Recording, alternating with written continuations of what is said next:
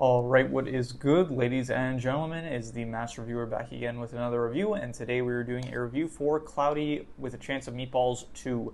That's right, this is another rewatch for me in preparation for a viewer recommendation. And yeah, with that said, let us just begin, starting off with the plot. So the plot of this film is that it takes place immediately after the events of the last film, so the island of Swallow Falls, it is completely covered with food, and we get, before it actually begins, we have like a brief kind of narration by Flint where he is just talking a bit more about himself as a child, and we learn that his idol was a man, or is a man named Chester V, who is this brilliant inventor, and he created this product, the food bar, I guess, that is meant to be a substitute for food. I guess I don't really know what the point of it is, but anyway, so Chester V and his team of Thinkwonauts, they end up showing up on the island and basically saying that they've been tasked by the UN in order to clean up Swallow Falls and retrieve the Flintstone or whatever it was called. And so everyone gets relocated to California, basically. So Flint is working towards becoming a Thinkwonaut, which is basically like the sign that he has become a true inventor. And so he works for 6 months coming up with all these inventions, and then he thinks he's about to win the orange vest that Thinkwonauts get, but he doesn't end up winning the orange vest in the ceremony that they have like once every half year, I assume, I guess. So yeah, that is what happens at the start, and so Flint, he ends up accidentally setting off a party explosion, and it embarrasses himself basically. So he comes back home, he's very depressed and upset because he got humiliated in front of his idol, and he did not get to become a Thinkwonaut. So at this point, Chester gets news from Barb, his assistant ape, that basically the teams that they sent to Swallow Falls in order to retrieve the Flintstift they have not been successful, and they've pretty much all been eaten, I guess. So that means that Chester B, he's thinking, okay, he needs someone that knows the island inside and out. He needs someone smart but still naive and stuff, and he realizes that Flint is the perfect candidate to go to the island. So he basically tasks Flint, he tells him he needs him to go to the island. He's also manipulating him by doing this, by telling him that basically there are sentient food animals on the island that are trying to learn to swim, and their swimming efforts will lead to them going across, like leaving the island and going to different places in the world, and basically taking over the world, basically, if they know how to swim, because they can get to other places. So yeah, and for some reason they really focus in on like the Statue of Liberty, basically saying how like, oh, they'll even get to the one landmark that wasn't hit by your Flintstift in the first movie, which is Lady Liberty. And for some reason, like, they have a big emphasis on that one specific location. I don't really know why, but anyway, so Chester wants Flint to go alone, not tell anyone, but Flint ends up telling Sam, and then pretty much everyone finds out. Flint's dad, Earl, Brent, Manny, they all end up going along, and so they make it back to Swallow Falls. And yeah, the rest of the movie is basically just an adventure in this food-themed jungle that they're traveling in, and they're trying to make it to Flint's laboratory in order to make a tracking device initially it's like to find the location of the Flintstift, but then he ultimately makes a tracking device to get to it. Chester V Chester B ends up also getting there at some point and joining in on the search party, I guess.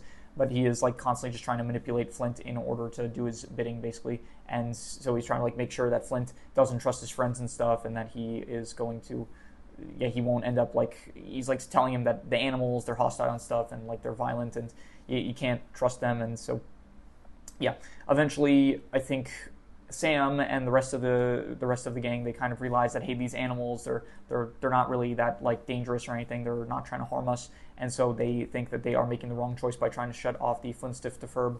But then Flint still is being manipulated by Chester V, so he still kind of thinks that they're doing the right thing here, and so it leads to not the third act yet, but so Flint eventually makes it to the Flintstift where he has they literally call it a BS USB, so I know that was a joke that definitely flew over my head when I was a kid, but yeah, so Flint is about to use it, but then he sees like a bunch of these baby marshmallow creature things be birthed out of a plant, I guess, and so he realizes like, hey, these creatures, they are not threatening, and like these are good creatures, and we shouldn't just turn off the Flintstift because that'll be bad for them and stuff. So he decides against it, but then Chester, he's like right there, so basically he says, okay, I'll do it myself. And then so there's a bit of a really quick back and forth that goes on between Flint and Chester, but Chester ultimately, he does this insane trick shot where he just like it flicks the like a coin flip he does with the BS USB, and it lands directly in the port that it needs to in the Flint stiff defurb. And so yeah, but it doesn't actually shut off. Like initially Flint thought that it was going to shut off the Flint stiff defurb, but it actually just reprograms it to, I guess, it just reprograms it to be, I don't really, the reprogram doesn't actually do anything different to it. I think it just allowed them maybe to take it from where it was being kept. Anyway, not too important. So Flint eventually, so Chester pushes Flint off of the mountain area that they're at, and yeah, so Flint, he ends up getting taken ashore by some marshmallows and back to the area that his dad is Tim Lockwood, or aka Flint's dad. The entire film, he's just kind of like, he wants to go back to Swallow Falls because it's like his home and stuff. He ends up bonding with like some pickles, teaching them to fish, and yeah, and towards the end, he also helps Flint concoct his plan. At this point, by the way, the rest of the gang, they got captured by Chester V's sentinels of safety. That's what they're called. These giant like robot things have these Lego hands that are meant to, I guess, the intent. He said like, okay, these guys will protect us, but realistically, like they're just there to do Chester's bidding. So at this point, Sam and everyone's captured basically, and Chester has the machine, and so Flint, he is giving up. He is at he's at his lowest point and stuff, but then ultimately he gets inspired by, I think, the food animals and his dad, and yeah, he gets inspired to keep on fighting on and stuff, and so they end up coming up with a plan to build a giant fishing rod in order to slingshot Flint, along with Barry, who I haven't mentioned up until this point. He is this sentient strawberry that's kind of like the main poster food animal of the movie. So Flint and Barry, they get launched into the unfinished building that is being constructed where Sam and the rest of the gang are being held. And so he gets there, he ends up freeing all the food animals. He confronts Chester. Chester has like all of his friends dangling above this machine that will turn them into food bars. So pretty disgusting, but yeah, final confrontation kind of goes down. Chester is messing with, like, Chester's like using holograms to fight Flint and stuff while Flint is trying to get the remote in order to stop him. And ultimately Flint Sam tells Flint like, hey, I think we should throw him a party. And so Flint realizes, oh, we should use the party in a box that he invented earlier in the film. And so he gives Steve the trigger word, celebrate, and then Steve just, goes, like, his instinct is to press the button after hearing that word. So he presses the button, the party in the box goes off, Chester is revealed, and so Flint just karate chops him and defeats him. And so, yeah, the rest of the gang are freed, and now I think Chester tries to run away, but he makes a few attempts to try to get away, but ultimately he gets eaten by a cheese spider, like a cheeseburger spider that was seen earlier in the film. So pretty dark, honestly, where he just gets eaten in the end, but yeah. So he is ultimately defeated.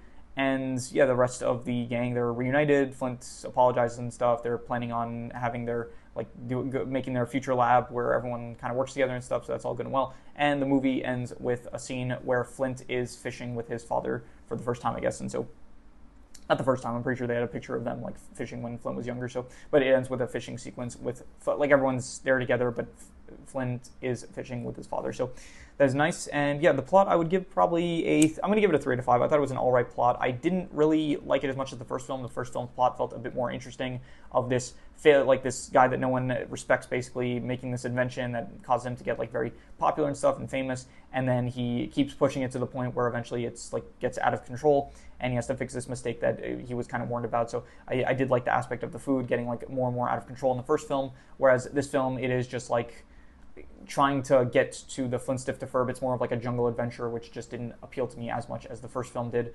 And so, but even so, the plot was all right, I would say.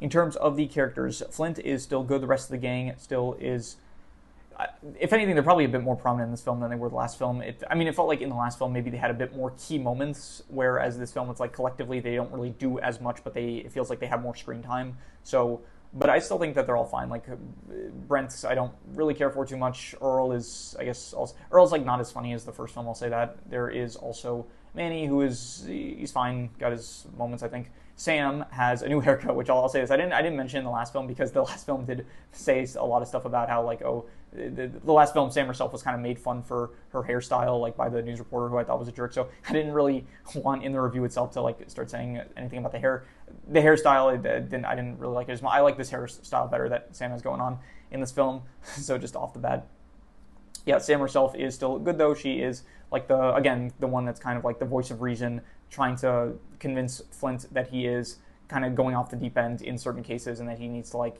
kind of think things through a bit more and realize that he might not be doing the right thing. So kind of a similar role that she's playing in this film compared to the last one.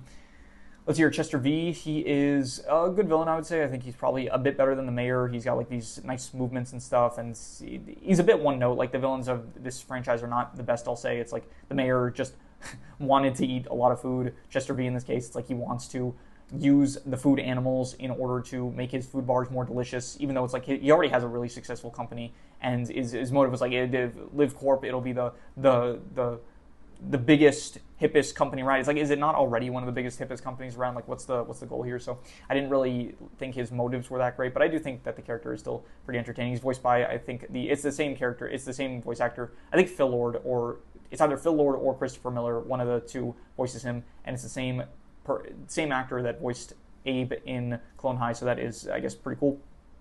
And besides them, let's see here, Tim. I did like Tim, actually, I think, a bit more in this film, because he actually has this arc where he's, like, bonding with the pickles, teaching them to fish, which I actually thought was not bad for his character, where in the last film, he was just kind of this father that couldn't really relate to his son. So I think that I did like him maybe a bit more in this film. Any other characters? Barb, she was fine, I guess, as this character, where she's, like, you can tell she's, like, a good she's a good, I don't know if I should say person, but she's a good, I'll say person. She's a good person, but she is kind of on the wrong team, and by then she realizes that Chester is not the friend that she thought that he was, and so she ultimately ends up, I don't want to call it betraying him, but just kind of like realizing that he is a villain, and so he joins the heroes, I guess. So yeah, the food animals themselves, there is Barry, who I thought was fine. I don't really care for too many of the food animals. I did like the pickles, I will say. They were my favorite, I think. And, all the food animals were fine. They don't really have too much personality to them, except, like, Barry's the main one that we actually see. Barry was all right, not really one of my favorites, but all right, I'll say. So overall, the characters, I will give probably I don't know, I'm thinking like a 6 out of 10, we'll say. Above average characters, a bit worse than I think the last film, but overall, like, certain characters were a bit better, other characters were not as good, but yeah, just a 6 out of 10 above average characters, we'll say. In terms of the settings, so you do have, I guess, California, which is nice for a bit at the beginning, and then besides that, you do actually, it's the same setting as the last film, which is Swallow Falls, but in this film, it is just completely jungle themed with food, and so I think it is all right. I don't love it. I kind of like it a bit more. It might just be that I'm not really the biggest jungle fan. I feel like it felt a bit generic, I want to say. Like, it not generic, because it was definitely, like, the food themed and stuff. It was definitely creative, I'll say that, but it just wasn't not really one of my favorite settings I've seen in a film. It was fine, I guess. Not really my favorite. The California settings were fine. I just give the settings probably like I'll go like a 5.5. Decent settings, but honestly, I kind of liked it a bit more in the first film, where it was like this regular town that is very bleak, but then it like kind of gets a glow up because of the food rain that happens. It felt a bit better, I would say, compared to just this area that feels just a bit too jungle themed, and so it feels a bit too generic because of it, even if it is like, a unique jungle made of food and stuff. So in terms of the visuals, good visuals. I would say the visuals between the first film and this film don't really change too much. It's not like there was like a major like art style shifter. Like, it's not like the art style improved drastically within the few years that was between the first film and the second film. So yeah, the visuals, the art style is still about as good as the first film. The movements and stuff, all that, I will say I do like anytime that there are like the visuals of, I guess, the food animals are pretty good, I would say. And so I'll give the visuals, like, it is like, even if I don't think the setting is the best, I still can appreciate it. It's like pretty creative, and it does have some nice visuals, I will say. So the visuals, I will give probably I'll just go like a 6.5 for the visuals. Good visuals, and yeah.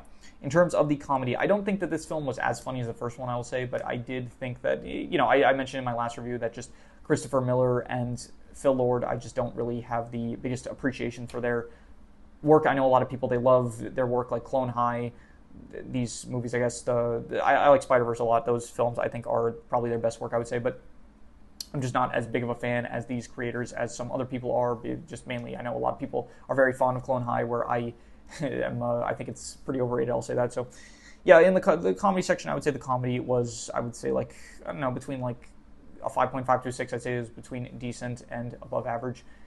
And I think I'm going to probably be harsh with that. I'm just going to call it a 5.5. I'd say it was decent comedy. Once again, like, it wasn't, I don't know, maybe the first film, it may be on, honestly, the same level as the first film, but it might just be the case that I'm kind of just getting worn out by it. Like it was fine for the first film, but just a second film full of this kind of comedy, just I didn't care for it as much, I would say. So anyway, in terms of the worst thing I would say is I don't really, nothing really comes to mind as usual. I'm just going to reuse the worst scores, which was the settings and the comedy, which I gave a 5.5 for both of those. So I'll just go another 5.5, I guess, because I can't really think of anything other than that, I would say. So in terms of the best thing I am going to say was, let's see here, trying to think of anything specific. If not, I'll just reuse the best score. Anything specific that I thought was best of, nothing is really coming to mind, so I guess I will probably just reuse the best score, which I guess would be the plot, I guess. I give it 3 to 5, or I guess I could say the visuals. I could reuse that for a 6.5. I think I will probably just, no, I'll reuse the visuals. I guess I think that would come out to be the high score, 6.5 for the visuals. Yeah, nice visuals still, like similar to the last film, I would say. It doesn't really change too drastically. I don't even remember what I gave the visuals in the last film, but the visuals in this film are still good, I would say. So let's hear any extra notes I wrote down. Oh yeah, I really did like the the music credit sequence, I will say. The music credits, I'm not going to rate it as like the best thing of the film, but I do want to give props to the end credits. And not even just this film, but also the last film. The last film, like the outro. The last film, it was the It's Raining Sunshine. This film, it was the La-da-dee, la-da-doo, la-da-da song, I think it was. So for some reason, it's like they pick really, really good songs for the ending of these movies. So honestly, maybe I could say the best thing was, I don't know, but that doesn't feel like what I'm saying. The best thing of the movie was the ending song for the credits. That doesn't feel like very, I'm not going to say that was the best thing, because that just, the best thing has to be something within the movie itself, not like after the movie.